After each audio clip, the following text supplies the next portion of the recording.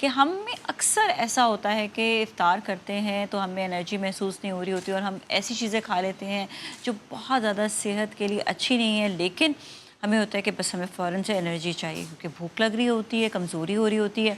तो ऐसी क्या खुराक है जो हमें सहरी और इफ्तारी में खानी चाहिए जिसकी वजह से हमें बहुत ज़्यादा भूख ना लगे, एनर्जी भी रहे और वज़न भी ना बढ़े? क्योंकि देखिए 30 दिन के जो रोज़े लगातार हम रखते हैं तो इस पे जिस्म पे डिफरेंट डिफरेंट असरात मरतब होते हैं। और अल्लाह ताला ने हमें रोज़ा जो स्पेशली ये महीना जो दिया है, इसमें रोज़ा रखने के बाद हमारे जो जिस्मानी सेहत है वो बेहतर होती है। लेकिन कहाँ पर गड़बड़ होती है? जब हम खुराक सही नहीं खाते। तो हमें रूहानियत तो अपनी साफ़ करनी ही करनी है रूहानी हिसाब से, और अपने जिस्मानी हिसाब से भी अपनी सफाई करनी है। हमारे साथ आज मौजूद हैं अरीज हारून, जो हमें बताएंगी सेहत के हवाले से बहुत सारी टिप्स। अस्सलाम वालेकुम, कैसी हैं आप? ठीक ठाक हैं? तो आपने भी इंट्रो में तो सुना कि हमें सहरी और इफ्तारी में क्या खाना चाहिए जिससे हमें हमें एनर्जी रहे। तो बेसिकली पहले हम आते हैं, मैं हमें इफ्तारी से आ जाए क्योंकि इफ्तारी पे फोकस ज़्यादा हो रहा होता है। हाँ जी जी। देखो, पहले एक बात ये कि जब रोज़े आते हैं ना तो हम लोगों को फोकस खाने की तरफ से ज़रूर जाता है, लेकिन हाइड्रेशन पे नहीं जाता। हाँ हम लोग ये ख्याल नहीं रखते। हमें शरबत तो बड़े अच्छे लगते हैं, लेकिन आप उसके साथ किस तरीके से अपना वाटर इनटेक अच्छा रखें, इलेक्ट्रोलाइट्स अच्छे रखें, ये बहुत इंपॉर्टेंट चीज़ है। क्योंकि अगर आपके इलेक्ट्रोलाइट्स अच्छे नहीं होंगे तो स्किन आपकी ख़राब होगी, फिर वही बात है कि आप ड्रेन्ड फील करेंगे। तो आपको इफ्तारी में भी वो करना है कि अगर आपको अच्छा लगता है कि मैं कोई ड्रिंक्स लूँ, कोशिश करें कि उनको कम से कम लें। तो कोकोनट वाटर का इस्तेमाल कर सकते हैं, इलेक्ट्रोलाइट्स की बहुत अच्छी मिनरल्स की सोर्स है। आप घर में लेमनेड बना सकते हैं, उसमें थोड़ा सा सॉल्ट डाल लें, थोड़ा सा हनी ऐड कर अच्छा, आई लें। हैव अ क्वेश्चन कि सिर्फ सॉल्ट के साथ ही क्या ये इलेक्ट्रोलाइट्स जो हैं वो बढ़ते हैं? मतलब salt is the main source क्या? देखो, इलेक्ट्रोलाइट्स जो है मिनरल्स होते हैं, जिसमें हाँ, सोडियम क्लोराइड बेसिक है हमारा, मैग्नीशियम है, पोटेशियम है। तो how will to get magnesium and potassium? Fruits, fruits. Vegetables आपकी जो जितने भी हैं वो सोर्सेज हैं। आप लो फैट डेयरी लेते हैं, उसमें आपको बहुत अच्छा सोर्स मिल जाता है। किस किस चीज़ का? देखो, कैल्शियम है, मैग्नीशियम है। अगर आपने मैग्नीशियम लेनी है तो लीफी वेजिटेबल्स लें, डार्क चॉकलेट ले सकते हैं। तो आपने मिक्स करना है तो इलेक्ट्रोलाइट्स आपको मिलेंगे। लेकिन बेसिक जो हमारा सोडियम है, क्लोराइड है, जो हमें ज़्यादा चाहिए होता है, वो नॉर्मल टेबल सॉल्ट है हमारा, उससे मिलता है। लेकिन अब ये मतलब नहीं कि आप ऊपर से बहुत ज़्यादा ऐड कर लें। अच्छा, वन क्वांटिटी मोर उसकी, क्वेश्चन, हाँ, क्योंकि हम लोग बहुत ज़्यादा सॉल्ट ऑलरेडी खाने की आदत होती है हमें कि जिस हर खाने में हमारा सॉल्ट मतलब एडेड है। मिकदार से ज़्यादा होता है।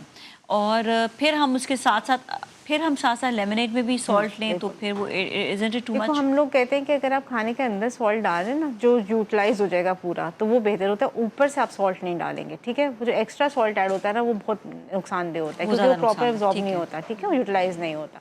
तो लेमनेड में आप पिंच ऑफ सॉल्ट भी डाल सकते हैं। इसी वजह से मैंने कहा कि बेहतर है कोकोनट वाटर लें, कि आपको हाँ। नेचुरल मिनरल्स भी मिलेंगे और उसकी बॉडी में एब्जॉर्प्शन बिल्कुल डिफरेंट तरीके से। ठीक है। आप जो अच्छा, भी खाना खाते कोकोनट हैं, water is little expensive and is very difficult to even get कि बिल्कुल, हमारे और जो इलाके हैं, पहाड़ी इलाके, वहाँ पर तो वहाँ पे कोकोनट नहीं वाटर का पता मिलता। भी शायद नहीं होता क्योंकि वहाँ अवेलेबल ही नहीं है बिल्कुल बिल्कुल नहीं भी। ये तो मुश्किल हमारे हो जाता है। ट्रॉपिकल जो हाँ। एरिया है सिर्फ वहाँ पर अवेलेबल होता है।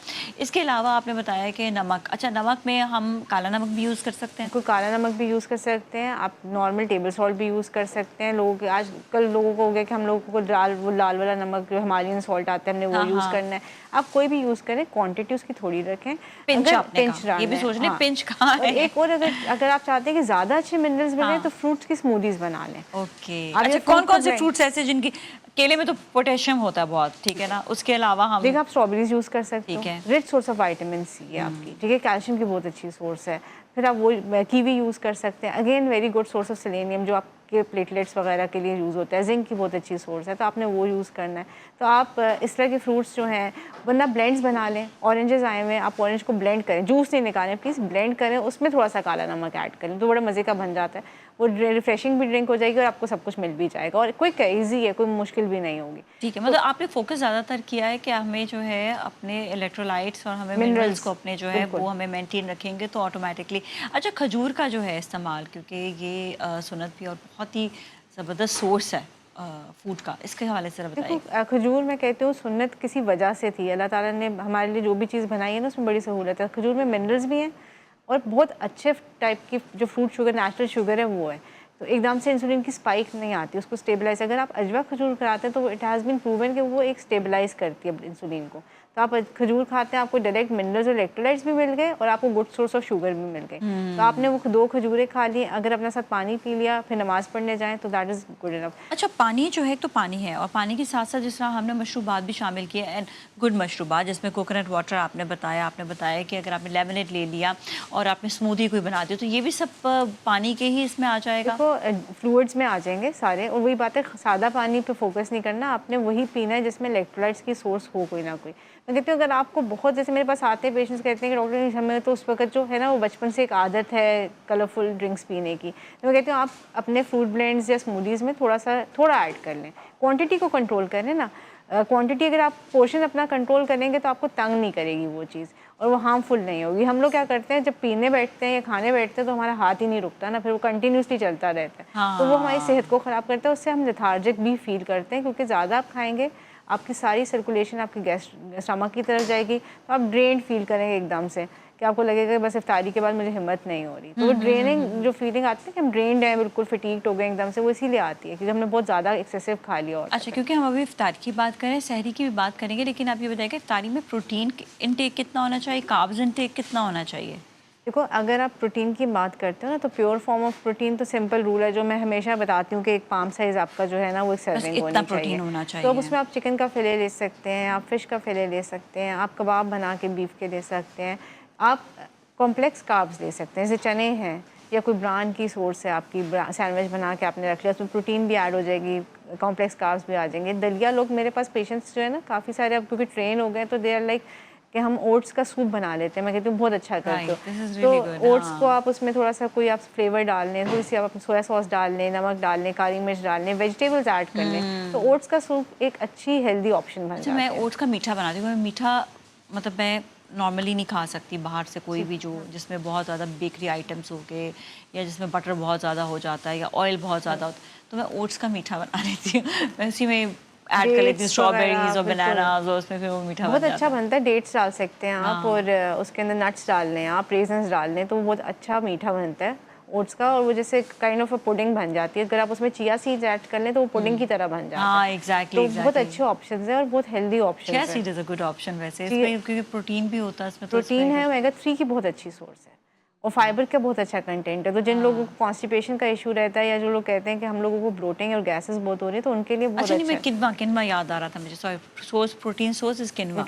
अच्छा, चिया सीड्स में भी प्रोटीन है। अच्छा, चिया सीड्स हेल्दी उसमें आती है, और किनवा तो ऑल्टरनेटिव प्रोटीन्स में हम देते हैं कि सैलेड्स में आप यूज़ कर लें, तो वो हम लोग कहते हैं कि सैलेड्स में आप डाल लें या उसको आप अपने सब्जी के साथ ऐड करके ले लें as a alternative of rice. ठीक है। अच्छा, ये तो होगी वो सारी चीज़ें जो ताकत वाली होती हैं जिसमें आप अपना खा सकते हैं, स्पेशली आप अगर देख रहे हैं तो इफ्तारी के टाइम पे। सहरी is also very very important. अच्छा, सहरी का टाइम यूजुअली ये होता है कि आप अगर एग्जैक्टली 4 बजे खा रहे होते हैं, या जिससे आपके आजकल जो है थोड़ा सा लेट ही सहरी जो है वो बंद हो रही है, तो उस पर हमें जो है ये समझ नहीं आता कि अगर हम बहुत लेट खाएं तो फ़ौरन से सोया नहीं जाता, और हमें कितनी देर पहले खाना चाहिए, और हम अगर 12 बजे या 11 बजे खाकर फिर हम सो रहे हैं तो उस वक्त कितना हमारा पेट जो है वो भरा होना चाहिए। ये बात समझ नहीं आती कि एग्जैक्टली जो सहरी का टाइम है उसमें तो हमने खाया, लेकिन अगेन जिनको रिफ्लक्स सिस्टम होता है या उनको एनर्जी जो है वो देर तक चाहिए, तो हमें ये पूरी, मैं कहती हूँ, रूटीन होती है आपकी ईशा के बाद से लेकर। देखो मेरे जो पेशेंट्स हैं उनको मैं कहती हूँ कि आप कोशिश करें कि तरावी के बाद हैवी मील्स नहीं लें। आपने जो डिनर करना है या हैवी मील लेनी है इफ्तार के साथ करें।